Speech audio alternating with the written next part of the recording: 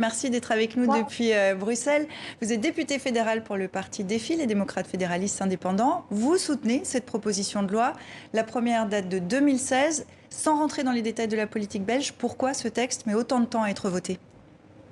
Alors, il faut savoir que la loi de 1990 qui avait procédé à une dépénalisation partielle de l'avortement a fait l'objet d'un compromis déjà à l'époque entre les partis chrétiens conservateurs et les autres partis, les partis progressistes et libéraux. Et donc cette loi, elle prévoit que dès le moment où l'une des très strictes conditions légales pour pouvoir avorter, et notamment le délai de 12 semaines, n'est pas respectée, les femmes, comme les médecins qui procéderaient à un avortement, tombent sous le coup de sanctions pénales, parmi lesquelles des peines de prison. Et donc, pour l'ensemble de nos partis, on est 8 partis à avoir déposé un texte. Cette situation est juste inacceptable. Il fallait pouvoir moderniser ce texte. Et on voit que les partis historiquement opposés à l'avortement, maintenant soutenus par la droite nationaliste flamande, mais aussi par l'extrême droite, ne l'entendent pas de cette oreille et par conséquent empêchent le vote au Parlement. Mais dans la quasi-totalité des pays européens, l'avortement peut être légalement pratiqué dans les 10 à 12 premières semaines de la grossesse. Pourquoi vouloir aller jusqu'à 18 semaines en Belgique? Parce qu'on considère que le rôle législateur, c'est à un moment donné d'être pragmatique et d'être solidaire. Il faut savoir que la majeure partie des avortements qui ont lieu en Belgique ont lieu avant le délai de 12 semaines, mais il reste des femmes pour lesquelles ce délai est trop court.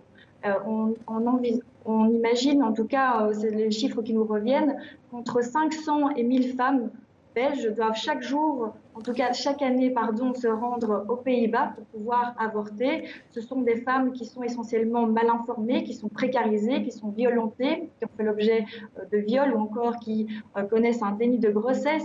Et par conséquent, le rôle législateur, à un moment donné, c'est de pouvoir répondre à leur détresse plutôt que de faire comme si elle n'existait pas, ce qui est le cas à l'heure actuelle de la loi. Alors, une partie des opposants dénonce le fait que 18 semaines, ça permettra de choisir le sexe de l'enfant. Vous trouvez en effet que ça pose un problème éthique?